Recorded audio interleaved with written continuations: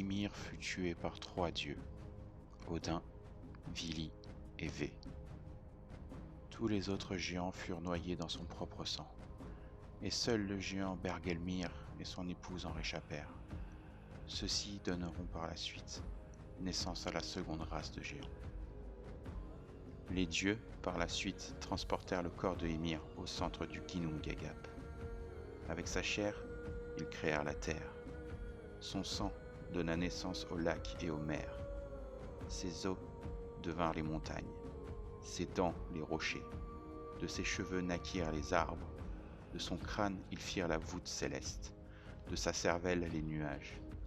Et enfin, une muraille nommée Midgard fut construite à partir des sourcils d'Ymir, destinée à les protéger contre les géants. C'est la naissance des 9 mondes, de l'arbre-monde Yggdrasil. Yggdrasil est composé des 9 mondes: Asgard, royaume des As, Vanaheim, royaume des Vannes, Alfheim, royaume des elfes clairs, Midgard, royaume des hommes, Jotunheim, royaume des géants, Niflheim, royaume des brumes et des Nibelungen, dont le plus connu est Albéric. On dit qu'il vola l'or des filles d'Urin et forgea un anneau maudit qui mena Yggdrasil au Ragnarök, entraînant Odin et sa descendance Siegfried à supporter la malédiction de l'anneau. Muspelheim, royaume du feu et domaine du géant Surt. Helheim, royaume des morts où résident les personnes mortes de vieillesse ou de maladie. Helle, fille de Loki, en est la gardienne.